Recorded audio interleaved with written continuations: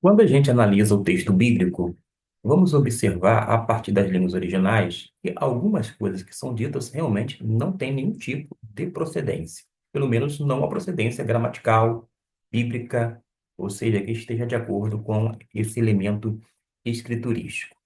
Eu trago o exemplo da palavra agapessas, que vem justamente do verbo agapau, que significa amar, e que as pessoas teimam em dizer que, dentro do Novo Testamento, o verbo agape é utilizado somente como uma forma especial. De fato, não tem procedência. Vamos comprovar isto utilizando esse texto. Temos duas versões em português, outra do Koine, e vamos, primeiramente, destacar a palavra amor no grego. Aqui a expressão está amando e aqui amado. Só para compreender o que está sendo dito, porque Demas me desamparou, amando o presente século. E na outra versão, pois Demas me abandonou, tendo amado o mundo presente. A ideia até amado ou amando está perfeitamente correta, gramaticalmente. Ou seja, não tem uma falácia na questão da tradução, em hipótese alguma. Não estou cogitando isto. Mas acontece que a palavra que temos para o grego é esta aqui, agapessais. Agapessais vem justamente de agape, que vem, por sua vez, do verbo agapau, verbo amar. Logo, quando a gente observa, vamos notar que, pelo contexto, Demas, ele amou não de forma especial, porque agape, em tese, teria que ser um amor divino, algo realmente sublime, conforme colocado por muitos pregadores, pastores. Mas verificamos com os olhos fitos no texto que isto não procede, porque nós temos aqui agapessais. Ora, quando você trabalha essa questão de agapessas no texto grego, você precisa observar algumas coisas. Por quê? Como eu disse, vem de agape. Se é o texto, é agapessas, que vem justamente do verbo agapau, significa algo especial? A resposta, quando é feita a pergunta direto ao texto, é um sonoro não. Até porque, pelo contexto, diz, porque Demas me desamparou, amando o presente século, e foi para Tessalônica, Crescente, que é um cristão, para Galácia, e Tito, para Dalmácia. De forma que, quando nós atentamos para agapessas, na verdade, está mostrando que não tem nenhuma associação com o tipo de amor especial. Tanto é verdade que, quando a gente analisa gramaticalmente esse termo, nós vamos observar o seguinte: qual é o tempo verbal? Nós temos o tempo aoristo, a voz é ativa, o modo do termo encontra-se no particípio. A gente já tem essa informação: aoristo, ativo e particípio. O caso é nominativo e o gênero masculino na forma singular. Você precisa entender que este particípio aoristo circunstancial de causa serve aqui para explicar por que Demas amou o presente século. Porque nós temos essa palavra, que eu vou agora destacar em vermelho, significa literalmente abandono. Esta versão traduziu como desamparou, mas dá a mesma ideia, desamparar, abandonar. Ou seja, realmente deixou pelo meio do caminho. Mas acontece que mostra aqui o efeito. Aqui está o efeito. Se você sabe que aqui está o efeito, onde é que está a causa? A causa está justamente no amor, vou colocar em azul, agapessais, no amor que ele teve por quem?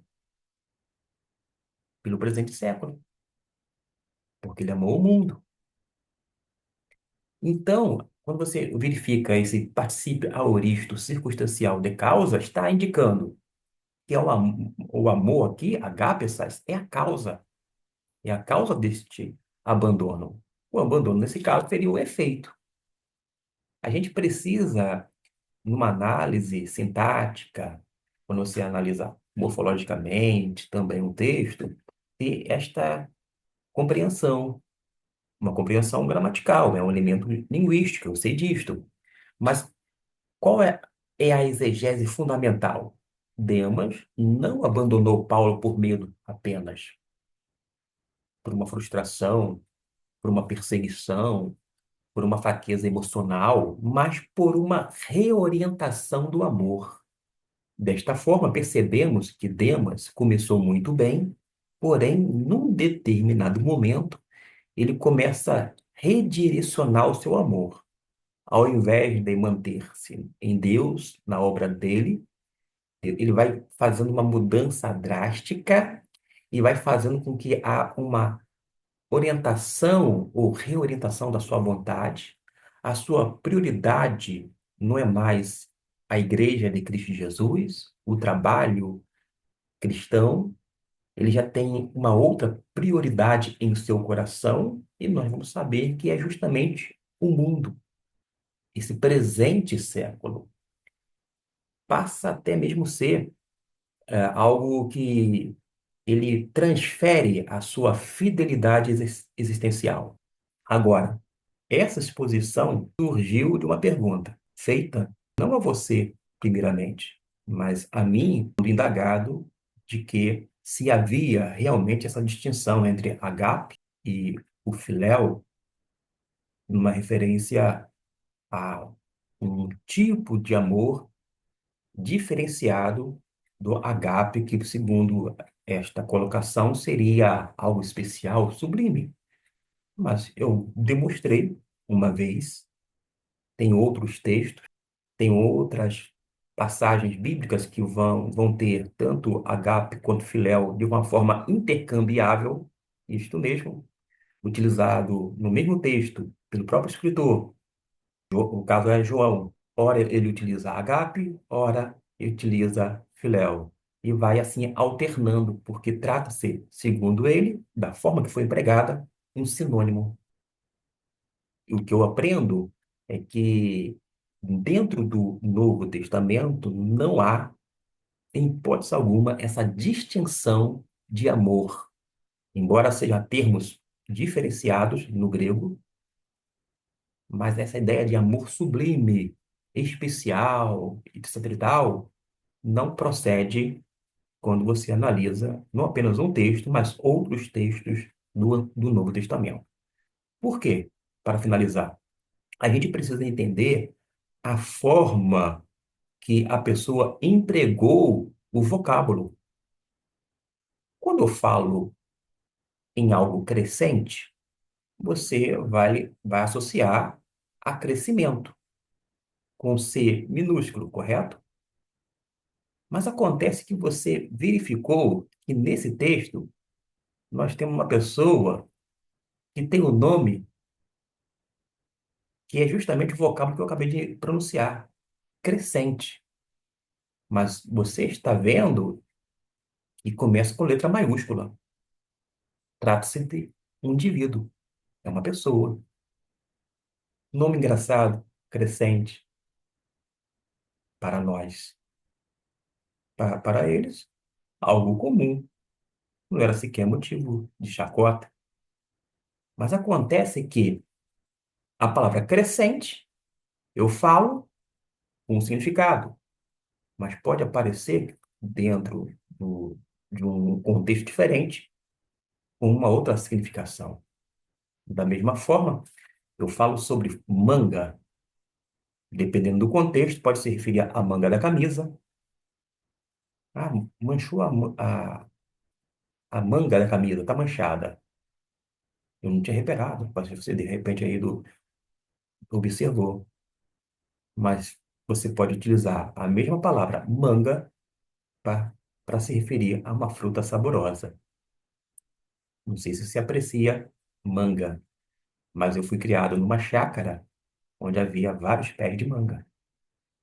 Manga, tinha pé de jenipapo, para você ter uma ideia, pé de goiaba próxima à janela onde eu morava. Enfim, eu estava num jardim. Mas, infância à parte, você observa que a gente sempre tem que atentar de que maneira o escritor utilizou aquele termo.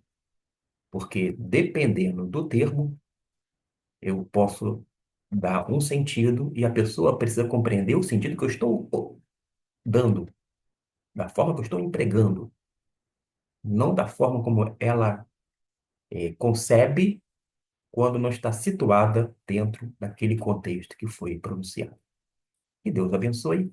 Espero que você tenha apreciado, principalmente a palavra de Deus, e vamos caminhando aos poucos dentro do Cantinho Teológico, fazendo vídeos sobre hebraico bíblico, grego bíblico, reflexão, meditação, algumas provocações no bom sentido, e fazendo com que a gente venha crescer na graça e no conhecimento do nosso Senhor e Salvador Jesus Cristo.